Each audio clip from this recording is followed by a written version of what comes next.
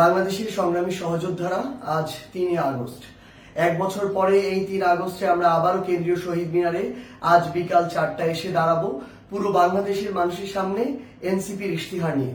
আজকে আমাদের এই যে প্রোগ্রাম, এখানে আমাদের কিছু গুরুত্বপূর্ণ দিক নির্দেশনা আছে, সেগুলো নিয়ে এখনকার এই যে ভিডিও। আজকে একটি অন ডে আসলে, এবং দুঃখজনকভাবে আজকে আমাদের এই যে প্রোগ্রাম ঢাকা বিশ্ববিদ্যালয়ের মধ্যে আমাদের এই কেন্দ্রীয় শহীদ মিনার, সেখানে আমাদের শিক্ষার্থী ভাই বোনেরা যারা রয়েছেন তাদের হয়তো যখন একদম ছুটি হবে তাদের কিছুটা কষ্ট হবে। আমরা তাদের কাছে আগেই দুঃখ প্রকাশ করছি, এবং আমরা আমাদের যারা সহযোদ্ধারা সারা বাংলাদেশ থেকে আসবেন তাদের প্রতি এইটুকু অনুরোধ থাকবে, এখানে আমাদের যারা শিক্ষার্থী ভাই বোনেরা রয়েছেন আমাদের মধ্যে কথা বলায় কিংবা আমাদের চলাচলে ওইটুকু সৌহার্দ্য এবং পারস্পরিক যে শ্রদ্ধাবোধের যে জায়গাটি, সেটার যেন বহিঃপ্রকাশ ঘটে।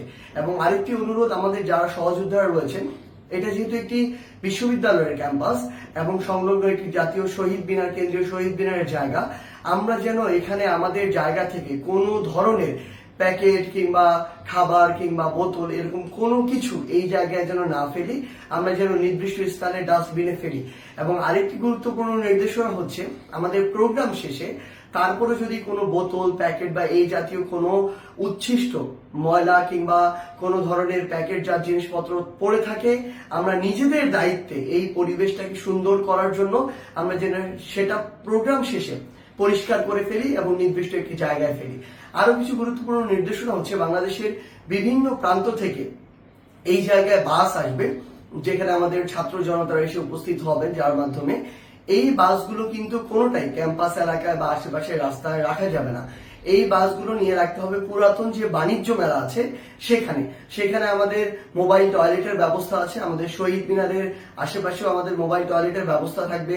পলাশীর যে রাস্তাটা রয়েছে আজিমপুর বাস স্ট্যান্ড থেকে, পলাশী থেকে সলিমুল্লাহ হলের সামনে দিয়ে, সেখানেও এই মোবাইল টয়লেটের ব্যবস্থা থাকবে। আবার আমাদের এখানে ম্যাথ বিল্ডিং বা ঢাকা মেডিকেলের যে বহির্বিভাগ, সেখান থেকে ঢাকা মেডিকেলের ইমার্জেন্সি গেটের যে রাস্তাটা, সেখানেও একপাশে মোবাইল টয়লেটের ব্যবস্থা থাকবে। এবং শহীদ মিনারের ঠিক অপোজিটে আমাদের যে আইন বিভাগের যে বিল্ডিংটি রয়েছে, সেখানে আমাদের প্রাথমিক চিকিৎসা কেন্দ্র থাকবে। তো আমরা সামগ্রিকভাবে এই যে জায়গাটি শহীদ মিনার এবং সংলগ্ন রাস্তার যে জায়গা, এইখানে যেন আমাদের জায়গা থেকে কোনো ধরনের কিংবা ক্যাম্পাসে আমরা কোনো বাস বা এরকম কিছু এখানে যেন স্ট্যান্ড না করি, রাস্তায় যেন যানজট তৈরি না করি, এটা আমাদের সচেতন থাকতে হবে।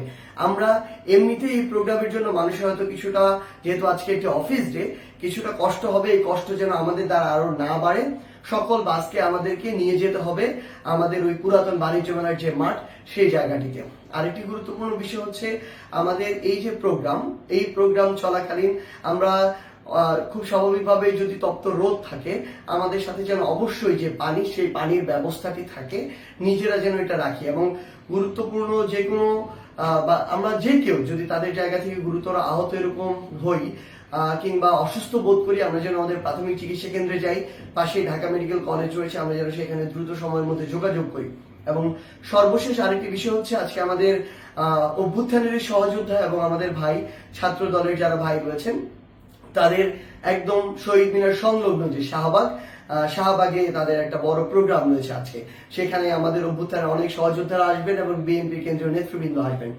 তাদের প্রতি আমাদের জন্য এই পারস্পরিক যে শ্রদ্ধাবোধ, সেটি সবসময় বজায় থাকে, এবং আমরা আমাদের জায়গা থেকে একে অপরকে যেন সহযোগিতা করি।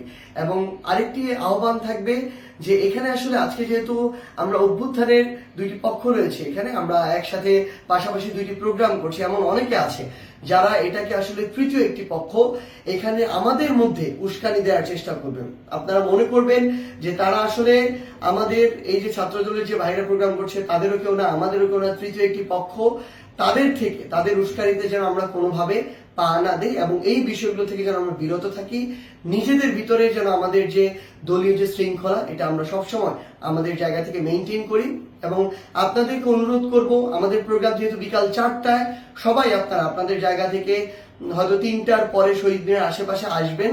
আপনারা আপনাদের জায়গা থেকে দোয়েল চত্বরের যে রাস্তাটি, সেদিক দিয়ে আসতে পারেন। ঢাকা মেডিকেলের যে ইমার্জেন্সি গেটের যে রাস্তা চানখারপুল হয়ে সেদিক দিয়ে আসতে পারেন, আপনারা বক্সিবাজার দিয়ে আসতে পারেন, আপনারা পলাশীর যে মোড় অর্থাৎ আজিমপুর বাস স্ট্যান্ড, নীলক্ষেত মোড়, এই রাস্তাগুলো দিয়ে আসতে পারেন।